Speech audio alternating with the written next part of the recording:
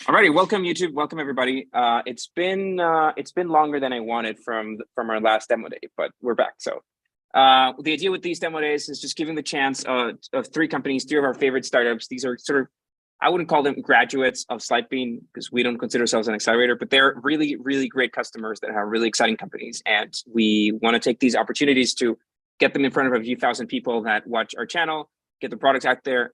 We have a few investors that also watch this channel. So there's that's an added bonus, but really what we want to give them is practice, exposure, and having their pitch decks see the world. Also an excuse for me to connect with all these guys. And we have three really cool, really exciting companies for today: Sparkmate, AdRights, and Meco.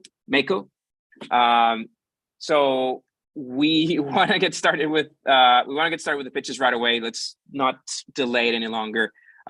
So let's hit it off with Sparkmate. Thank you, Caya. So I think everyone should be able to see my screen now. Yes, hello, sir. everyone. My name is Roshan Sunder. I am the CTO and co-founder of Sparkmate, and I'm incredibly excited to share with you our business today. Let's start with the problem. Tinder just doesn't feel efficient. I'm pretty frustrated with it because you have to put in a lot of swiping to get like one good date. This is Elizabeth Hyde, a 26-year-old law student. Also, Julie Beck from The Atlantic finds that 54% of singles on Hinge feel lonely after using swiping apps, with only 1 in 500 swipes on Hinge turning into phone numbers exchanged.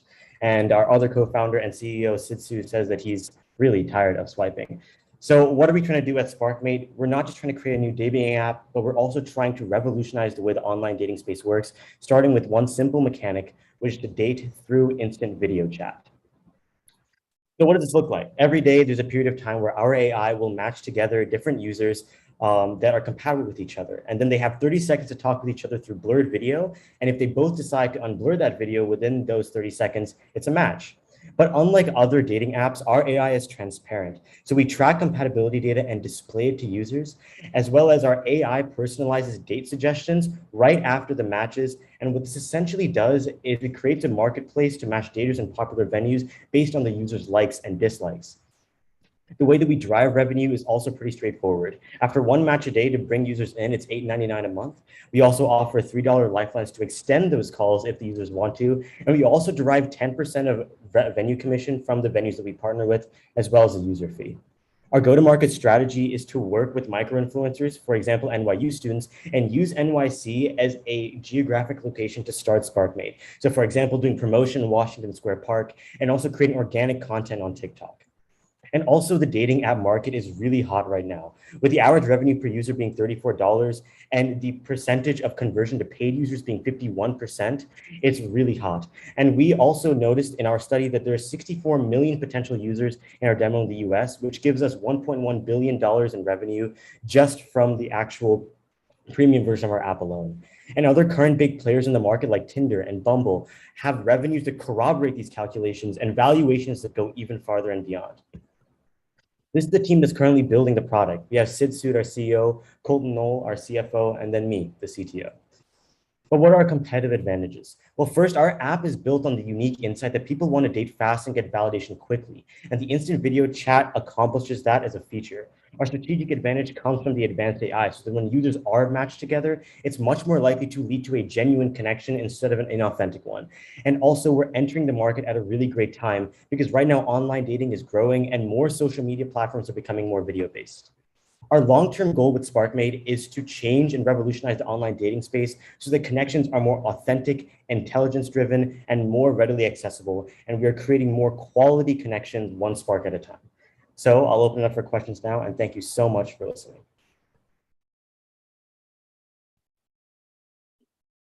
Awesome. Thanks a lot, Roshan. I was speaking to the mute. So I'm already familiar with all these companies. So me asking you questions or giving you feedback would be just repeating what we already talked about. So that's why we always like to bring guests into these demo days. So our guest today is Ken Parker, who is the new showrunner or one of the new showrunners at Founder Institute, New York City. So take it away, Ken. Well, first, great presentation, and Caya, thanks for having me.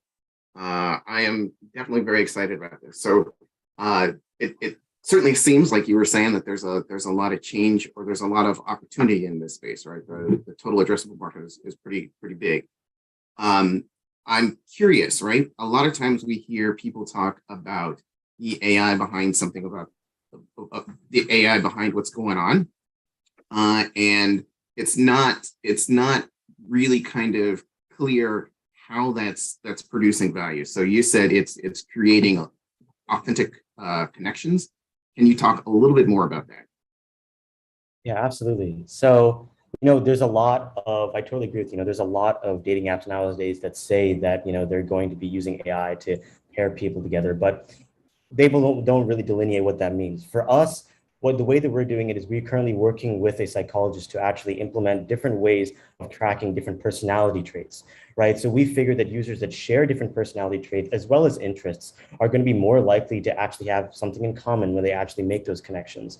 And so that's kind of what drives us, right? We're not just looking at, which users match with each other and then trying to make connections using a model through there. We're actually diving deeper into what an average user enjoys, what they actually like to talk about, what kind of different personality traits they have, and what drives something that they look for in a partner. Obviously, that's a pretty complex task, and that's something that we've been working very hard with.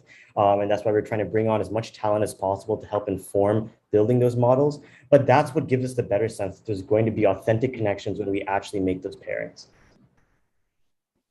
So that makes a lot of sense. I definitely appreciate that explanation.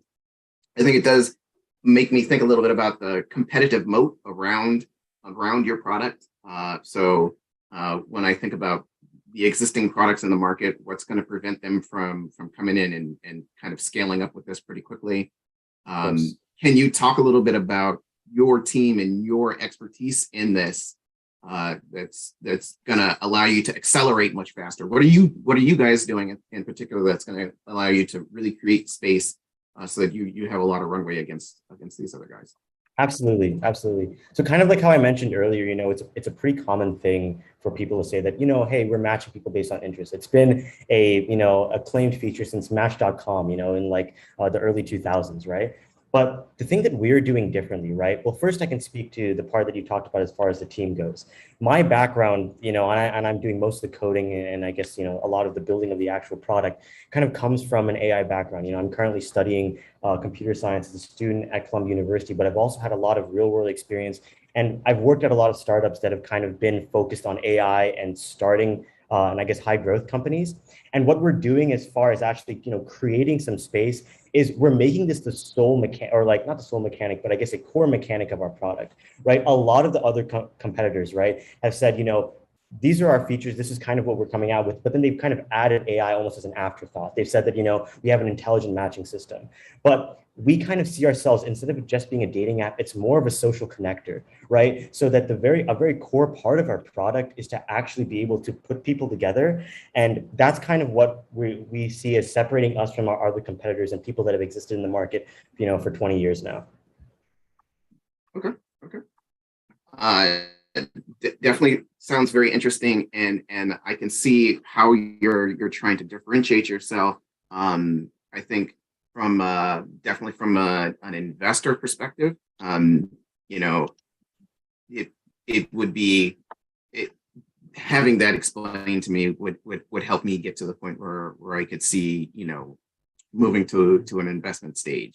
When you think about your team, you talked a little bit about them, but it also feels like they have some special knowledge, which is helping to differentiate you guys as well. Am I thinking that correctly?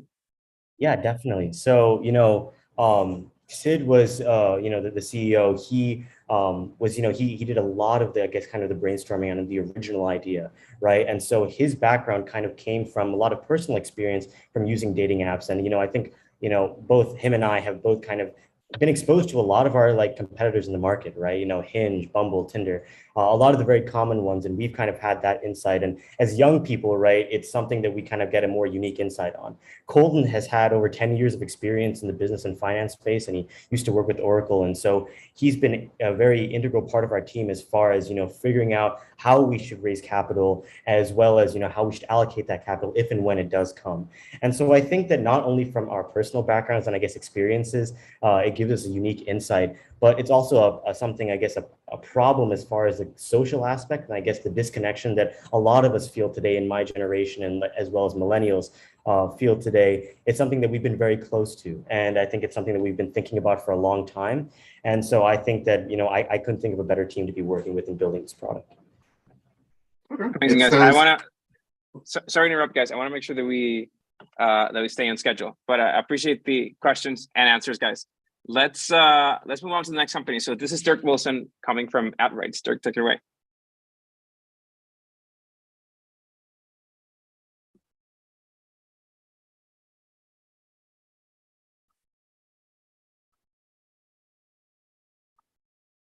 Dirk, I think you're muted because I can't hear you.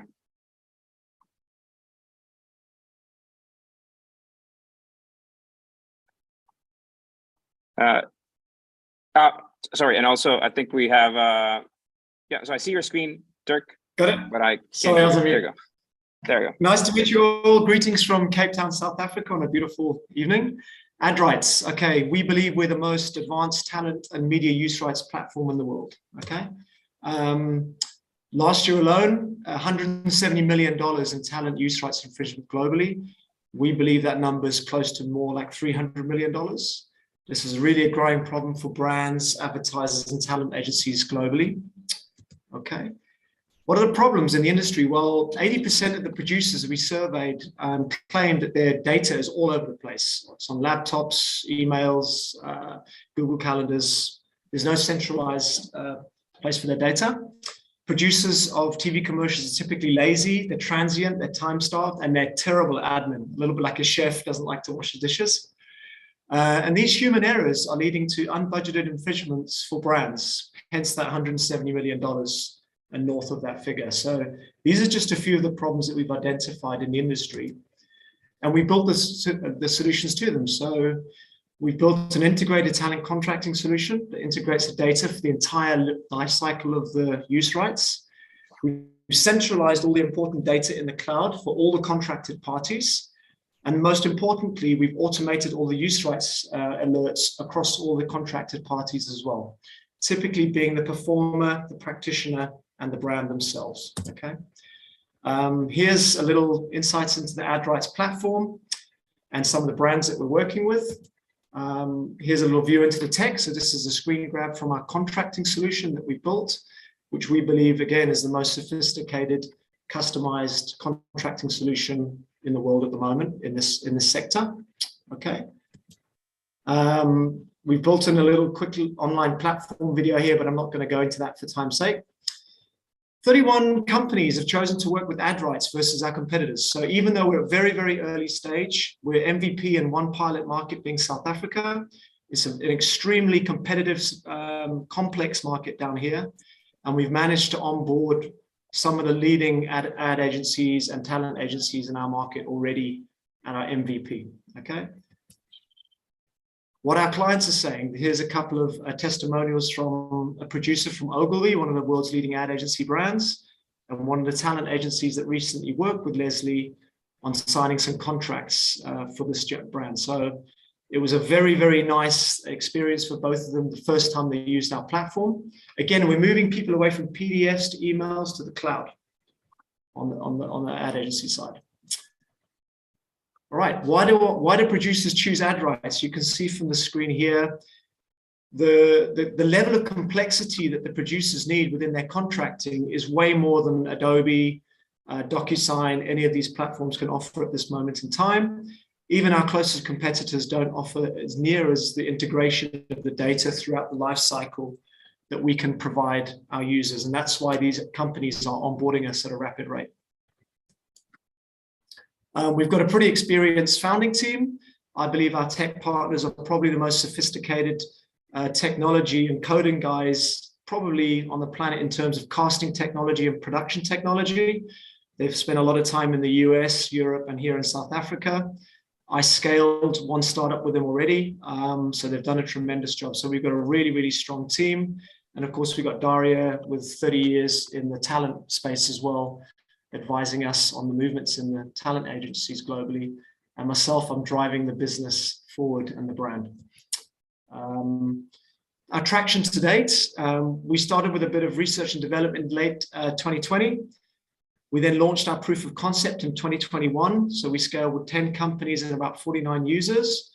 And year to date, 2022, we're up to 103 users and 31 companies, okay?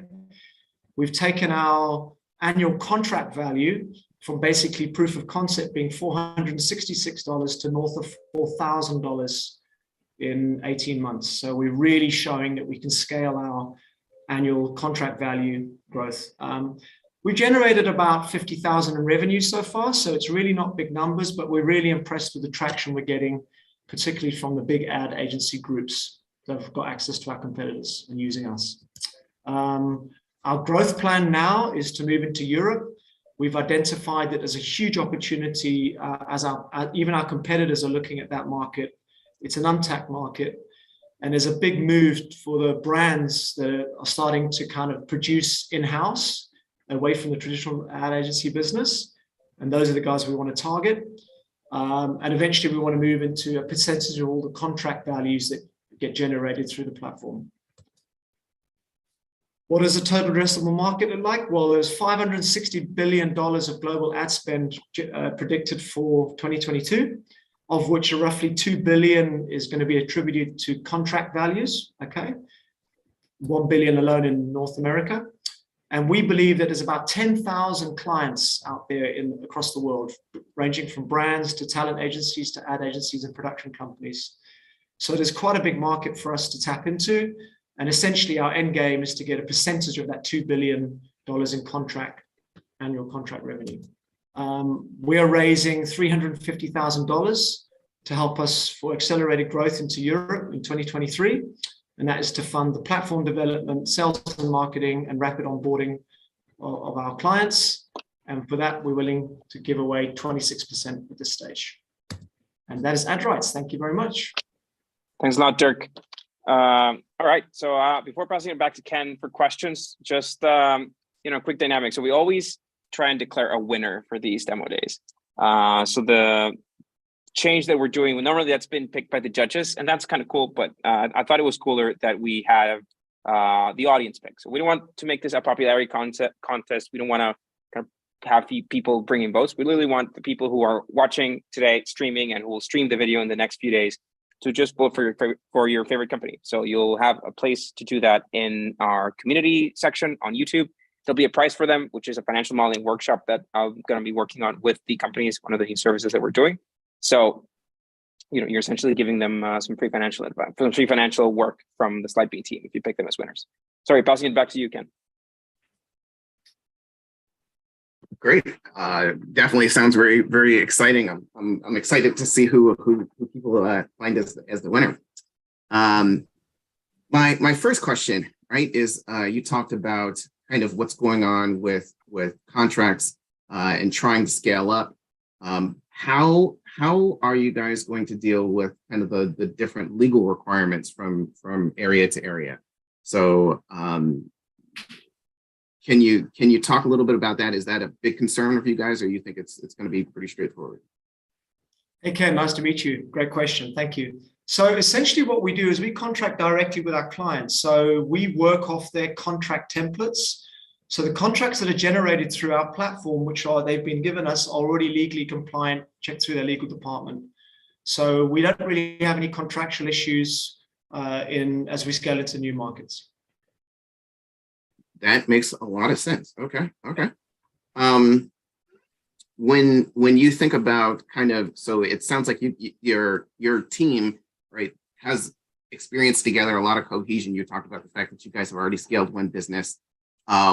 Was part of that $350,000 to build out your team in these other regions so that you could then develop personal relationships there? Or are you just thinking that your existing team will be able to do that? So we want to take our existing team and scale that team a little bit more. I think more investment needs to go into the sales and marketing, because we've achieved pretty good results with no sales and marketing budget. So essentially a large portion of that will go into kind of generating new business through sales and marketing funnels. strategic APIs, and yeah, just getting down and dirty, getting into the European markets and cold calling and selling our product based on our track history. So it's going to need operational requirements for that. Makes sense. And then I've got one final question for you. And that's, so we've really talked about the ad market business side of things. Do you guys see other use cases for this that, you know, you could scale off into in the more distant future? Yeah, Ken, I think there's enough in the advertising industry for us to scale a massive business. So for example, we're dealing primarily with the on-camera talent side of things.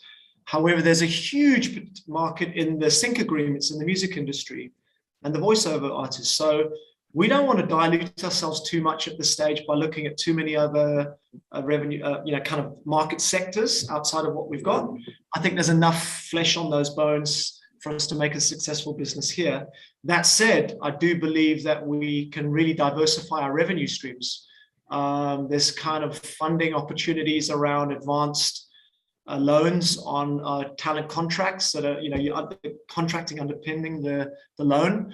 So we've been approached by a couple of financial institutions. So I'm more interested in diversifying the revenue streams of the business than looking at other kind of industries. We need to remain laser focused. Makes perfect sense. Okay, cool.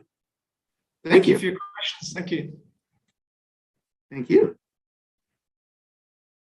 Great stuff, guys. Thanks. Okay, so down to our last company, one that I had the chance to use one product that I had the chance to use myself, and that I think it's really exciting.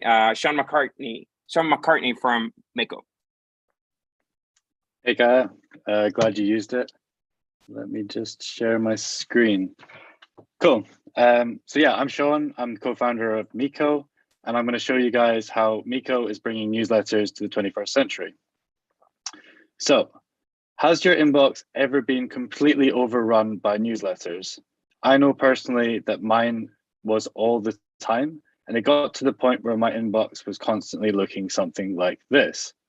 So what's the problem here? The problem is that email was built for communication. It wasn't built for reading content.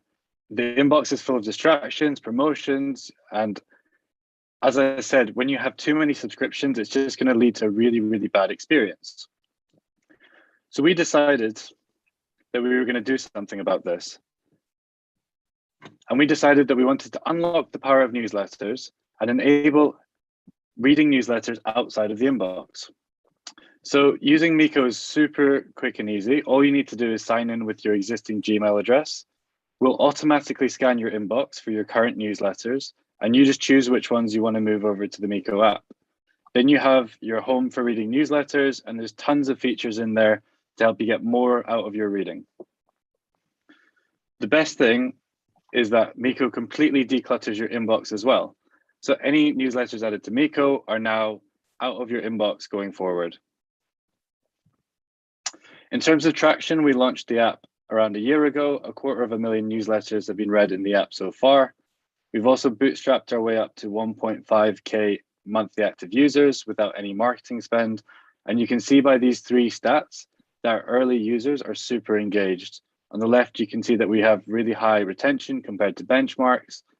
Every time someone goes into the app to read, they're reading for long amounts of time. And lastly, they're coming back quite frequently as well. So multiple days in a week and even multiple sessions in a day.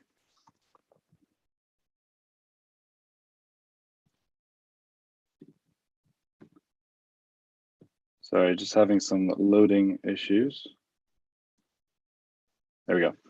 And that's also reflected in what our users have been saying about the app on social. And also you can see on the App Store, we have a really, really high App Store rating.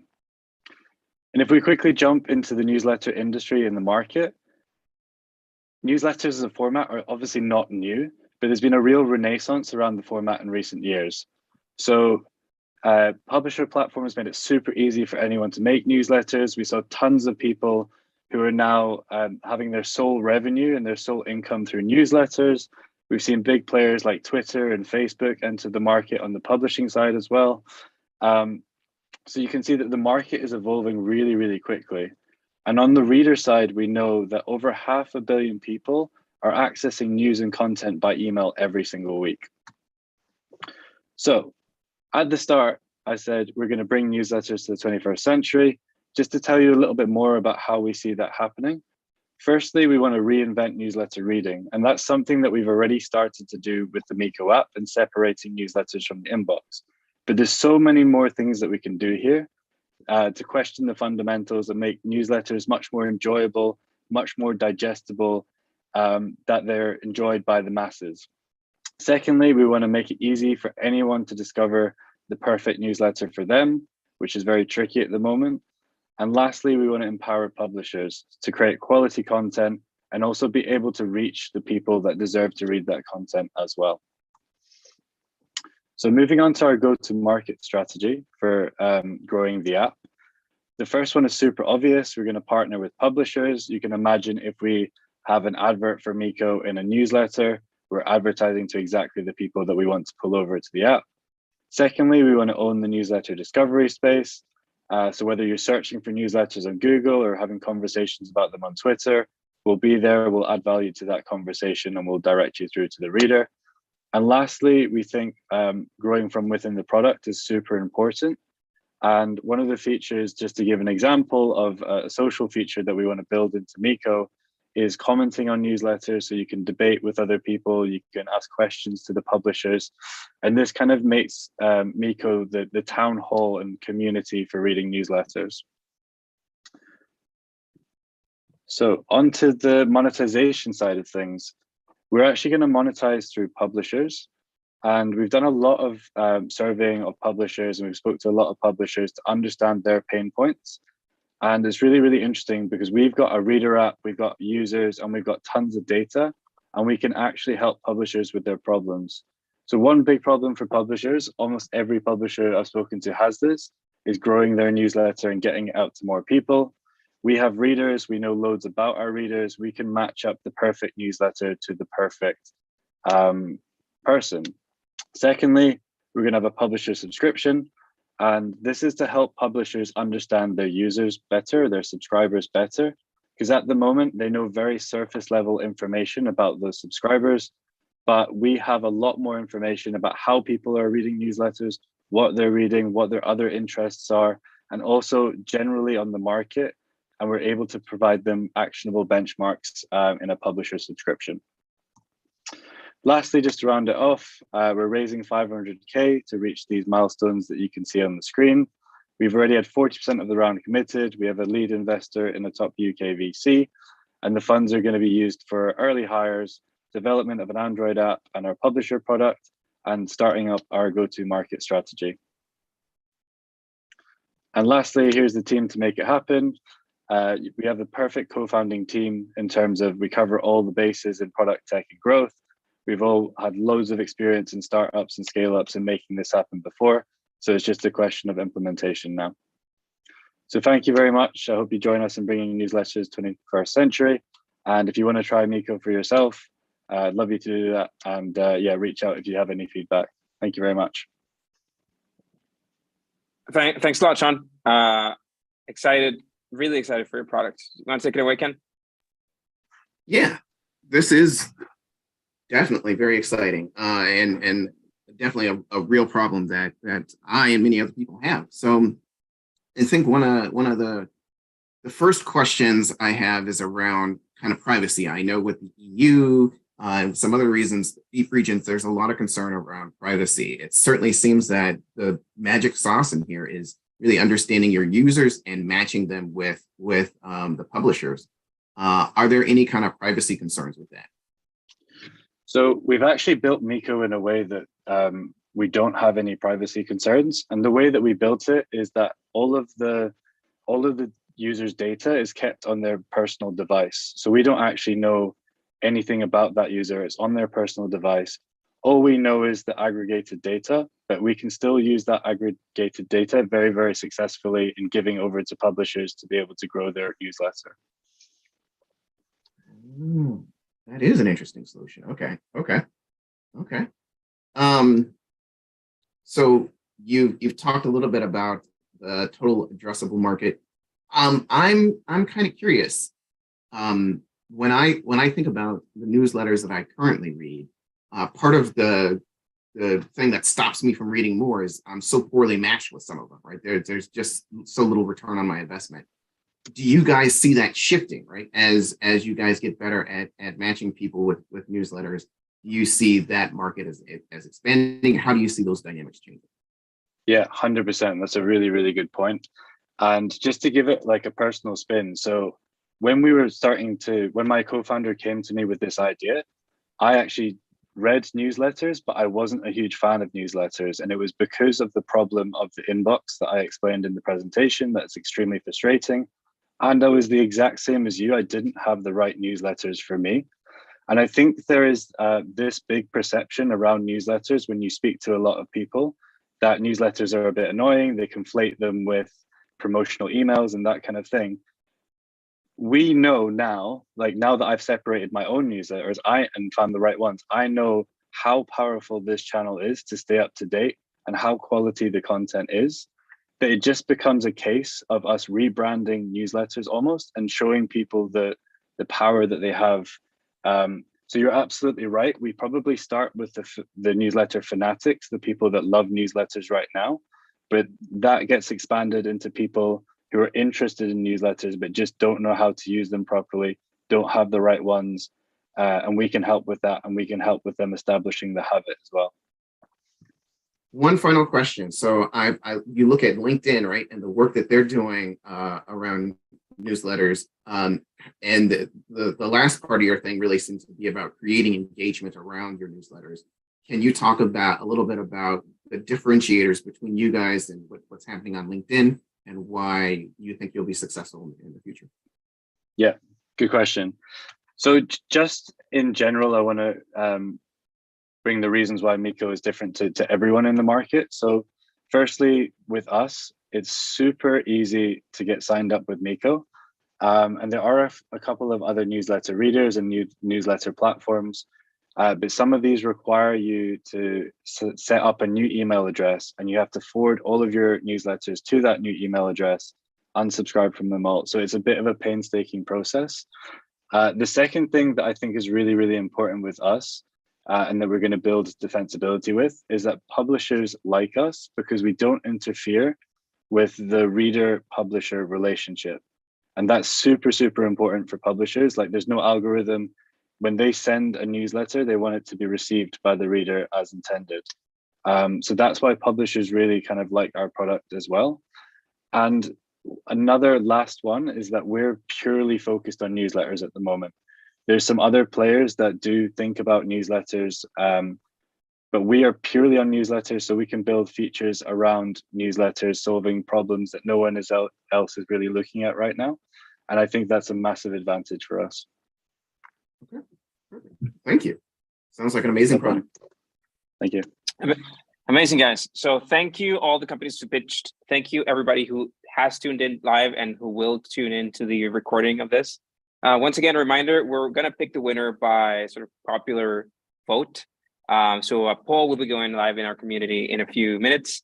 You can just go and pick your favorite company. We'll include links to all the companies if you want to check out if you want to check them out, or if you want to use them, the ones that are live. To the companies themselves, thanks a lot for taking some time. Hopefully the slides we helped redo look better for you, and best of luck with all your